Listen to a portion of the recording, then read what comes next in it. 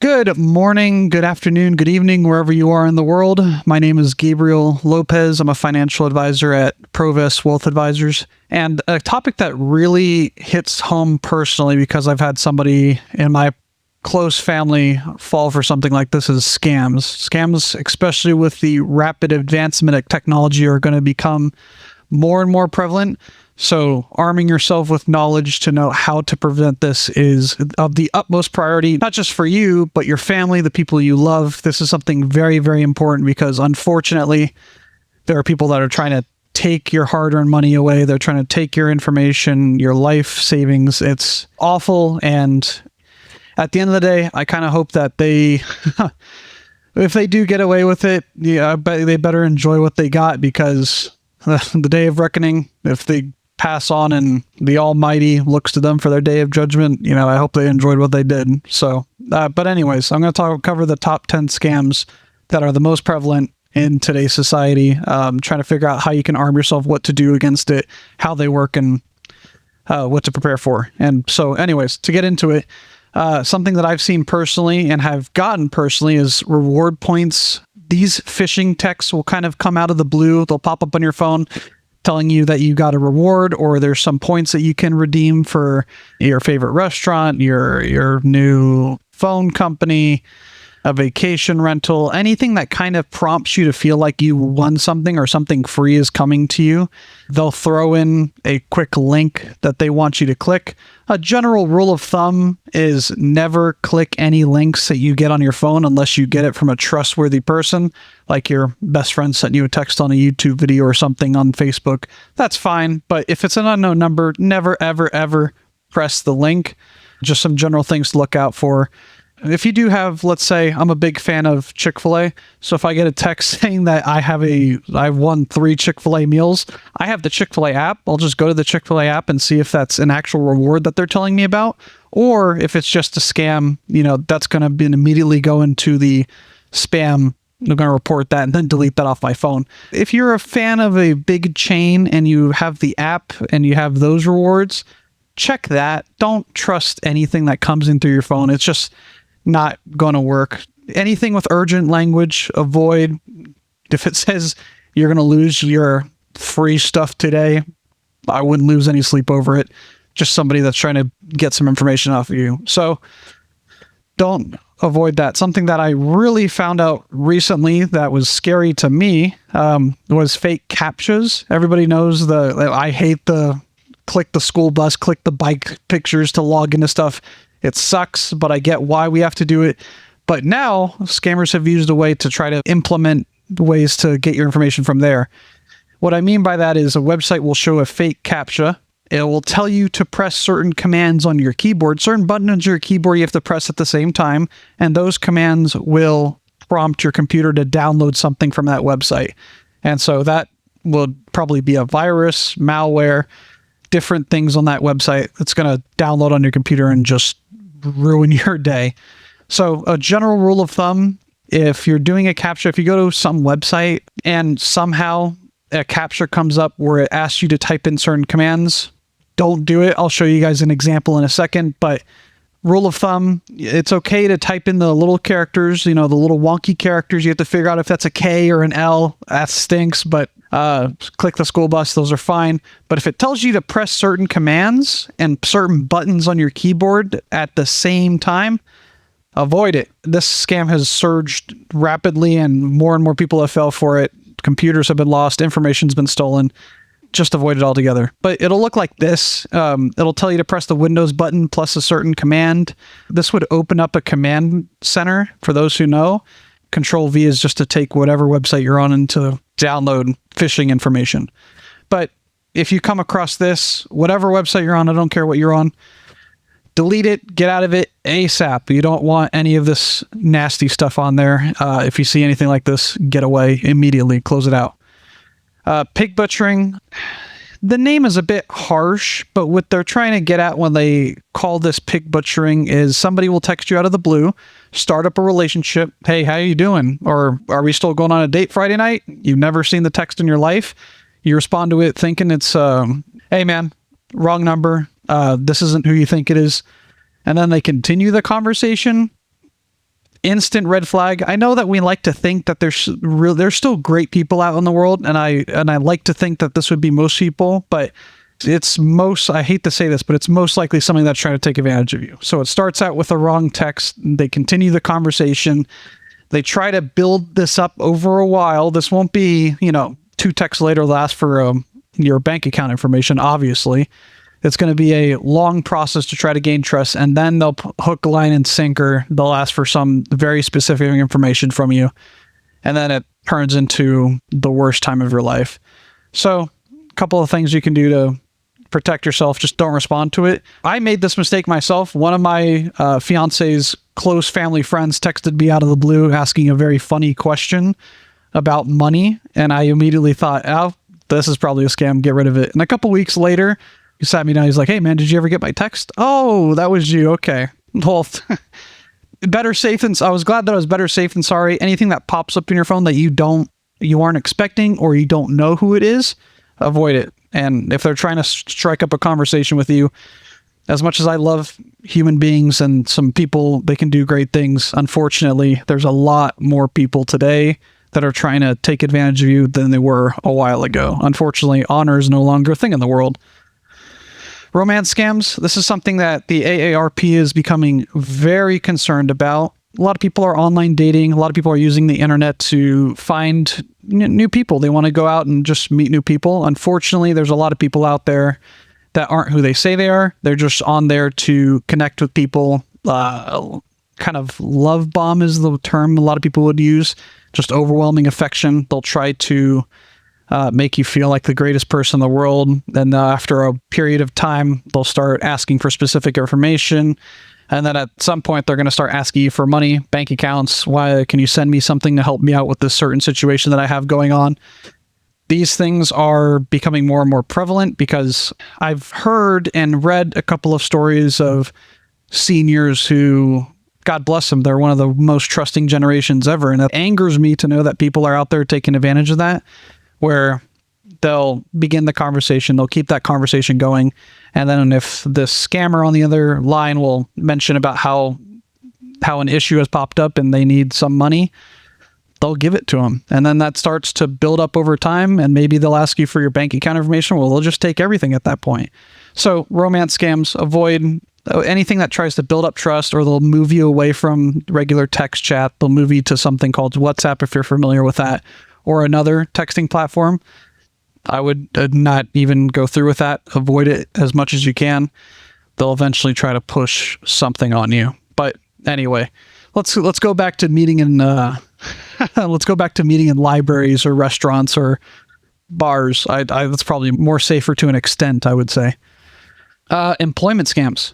This has been something that my generation's been seeing a lot of. Fake jobs that will come up via text. So I've gotten a text a week ago showing a picture about how this company is doing an online promotion or online positions where you make it's a good amount of money. It's remote.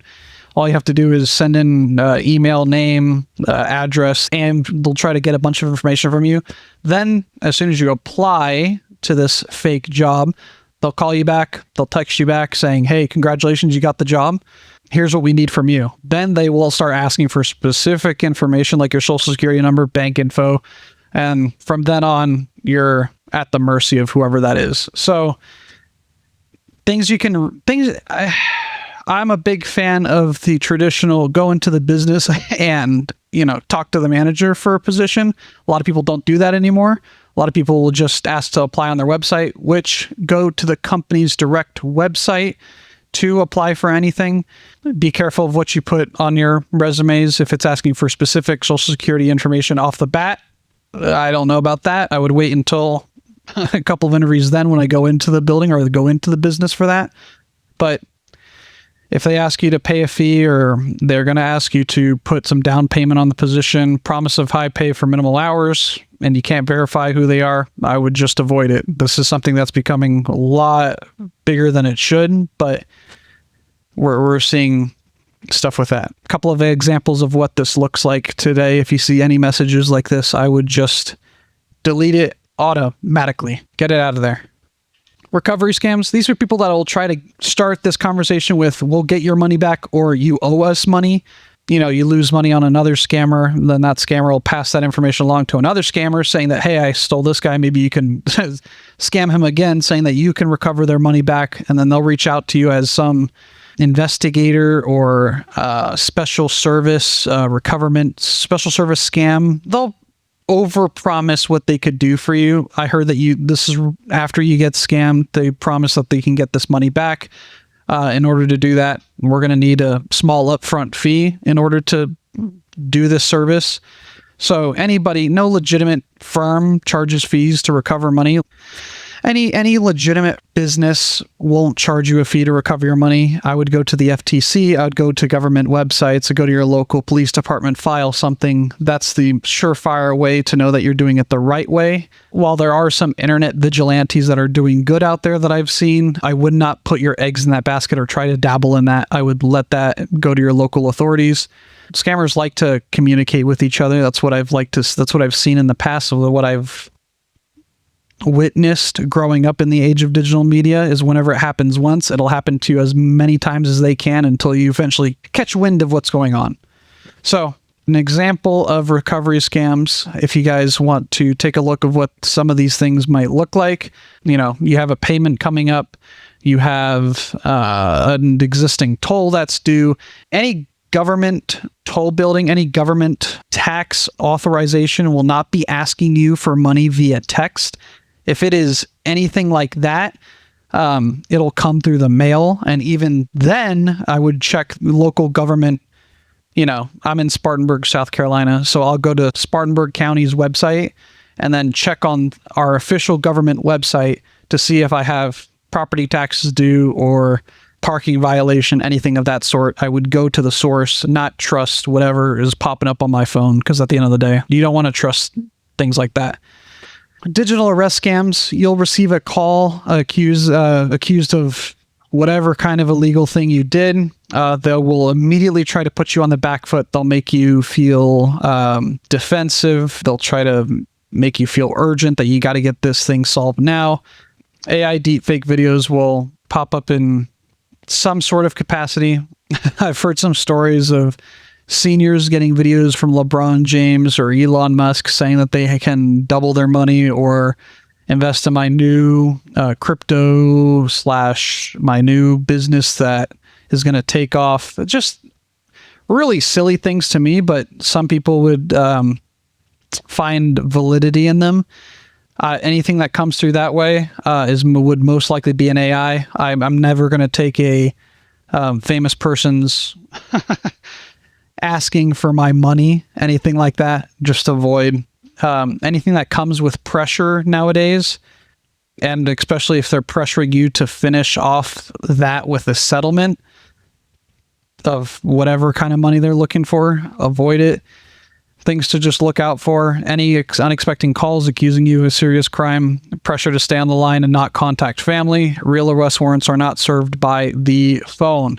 If you want to protect yourself, court orders are not delivered via phone, email, or social media. Enable iOS call silence for unknown numbers. You can do that in the settings. It's very easy to do. Tell a family member immediately if you receive one of these calls. Scammers like to play in isolation, so don't be isolated. Reach out to people that you trust if you think that something is a little weird is going on, and reverberate your worries to them. That's something that you can do to kind of avoid this. This is an example of what a fake online arrest is going to look like. There's way more other examples. You haven't paid your parking ticket, your car's going to get towed. I've seen several different things pop up on my own phone on, people that are just trying to get information from me and go to this little portal website to get information. If it's an actual legal department, they will mail you something. And if it is that serious, you can call your local police department to see if you have anything on your record. But I majorly doubt it. They have other ways to go about that. I've seen this a couple of times. They call it the I paid twice scam. Scammers will get information from a hotel that you've booked several nights, whatever. They figure out who to contact, who their clients are, and then email those clients that they need specific information again on their payment. They haven't been able to confirm your payment, and they're going to need your payment again. Call the hotel that you scheduled your stay at and double check with them directly. Just don't respond to messages like this at all. If it's wanting to verify your payment information, call whoever you ordered from to make sure that everything is going well. It doesn't matter if it's Amazon, Domino's, wherever you ordered your services, products from, double check it from there. If you just got a message saying that, hey, we need to make sure your payment is correct. Can you send it again? Can you send me your card information again? Stay away from that. Some quick examples of what that looks like today. You're going to see some people impersonating whatever hotel that you booked to stay at, asking you to make sure everything's fine or something's messed up. We need to make sure that your payment is correct, your stay dates are correct. You can access it here. Don't even touch this. This is obviously, but if they're asking you to re-put your payment information again for something you've already paid for, ignore it, especially if you've already seen the withdrawal from your bank account. No reason to do that. Again, I really want to highlight this because this is only going to get stronger and more prominent as AI gets stronger. Yeah, your favorite celebrities, your favorite content creators for someone in the lower or younger generation, people that you look up to are being used to make ads for products that they've not personally endorsed. They're trying to get you into some investment pyramid scheme, any kind of services or anything that goes against their own philosophies. They just use this person to promote whatever the scammers are trying to do. So they'll clone the person's liking, which is not hard nowadays. A lot of things are digitally related.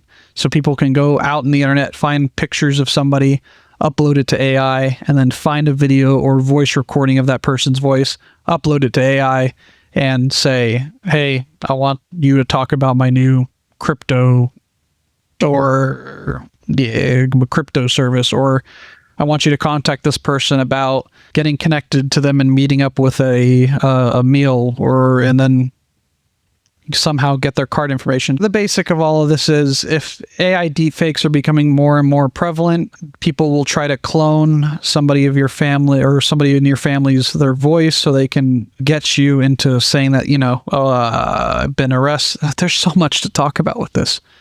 So scammers clone a real person's voice and face using a single photo or video. That's really prominent nowadays in the internet, so anybody can do that. And then AI can generate a realistic video of that person promoting a scam or a scam service. And then often that can be used to get people to invest in fake investment platforms. They can click a link to where they're hacked from their information. They can make threats. I've heard a story of somebody calling a close family relative saying that somebody else was put in jail and it sounded like them. AI images can show family members in distress to extort you for money. Ways to protect yourself. If a loved one is in danger, call them directly on their known number. It can be as simple as that. If you get a call saying that, hey, I'm in jail and I need some money to get me out, and then call your actual whoever that was, and then they're doing fine. Obviously, that was just a scam. You can report these videos, make sure that you can clean off the internet. People are trying to fight misinformation daily. So please, if you can, do your part. You just familiarize yourself with AI and what AI might look like and sound like. Often, if you're around it enough, you can kind of distinguish what a regular person's voice might sound like, what regular vocal patterns will look like, and what a real human being is talking would sound like. And then you'll also see some distinct facial patterns, or they might have an extra finger for a second or two in the video. Something will be wrong with their face for a little bit. Just quick little snippets of a glimpse into what AI is actually, what the AI is messing up. So it's something that you can kind of catch up on still. It's not perfect yet, so you can still catch it with your eye. And if you don't know if this is something legit, find somebody that you know that's literate in AI and kind of ask them, hey man, I got this information. Is this legit, or is this a real person or service? They could probably tell you what's going on there. So ignore public figures endorsing anything. Make sure you familiarize yourself with voice and lip movements and any urgency about a loved one who is in danger, combined with a payment request. Avoid it flat out. this is something that's a 10th thing that I'd be worried about is the QR code scam and brushing scam. Sometimes you'll get a package you didn't order on your doorstep. Then once you open the box, you'll see a QR code, something that you see in the bottom right, asking you to scan the code to see who sent this gift or find out more information about it. The QR code then leads to a phishing site, which once you scan it in, the hacker can get control of some information that you have on your phone, or it'll take you to a website where they're trying to get information from. So just avoid scanning any QR codes that you have no idea where they lead to. Just that should be a rule of thumb. Always check the URL before, or the website link before, adding any credentials. You can report unexpected packages to the retailer named on the box. You can make sure that you register at ups.com or fedex.com for alerts on packages that are actually coming into your doorstep, so you can be informed beforehand. Packages that arrive that you don't order personally, avoid. Don't scan any QR codes. I would just stay away from anything like that. So at the end of it all, the 5 basic rules that you can do to avoid scams nowadays: hang up and call back if any expected number creates urgency. Hang up, call the real organization. If you get a call from Verizon saying that they want to sell you something, or they're trying to upgrade your bill, or whatever they're trying to call you about, hang up, call the actual Verizon store number, ask for information about whatever they were trying to talk to you about. Then you can actually get a validated source on what information that they're trying to sell you on, or if it was a scam. Never pay any upfront fees. Just avoid that entirely. It doesn't matter if the person that's contacting you is the toll enforcement agency. There's probably scams that will impersonate a police officer asking for money to get out of a search warrant. Avoid paying anything up front. Call your local police department if there's anything that is upstanding against you. Directly call anybody that you think is trying to get a hold of you, rather than trusting a text message or any direct message you might have received on your phone. Real CAPTCHAs will stay in the browser. If a website asks you to do specific keyboard buttons, close it immediately. That's one of those fake scams. Never send money to online friends, and verify before you trust. At the end of the day, we're kind of fighting this battle together. There's going to be more and more ways to scam people. Scammers are going to get curious or creative about how they can take money or make people feel vulnerable. So knowing who you can trust, knowing who you can go to for information, to figure out if this is something that you need to actually be worried about, or if this is something that you can just throw in the garbage can. Be familiar with it, because even as somebody who's in the younger demographic, I still catch myself almost falling for certain scams, even to this day, because I have to verify, triple verify, and quadruple verify if something looks even slightly out of the ordinary. Anyways, hopefully that was a lot of information. Hopefully you guys get some good information off of that. Just wanted to get some news out there about things to worry about and scams. Thank you guys so much. It has been a pleasure.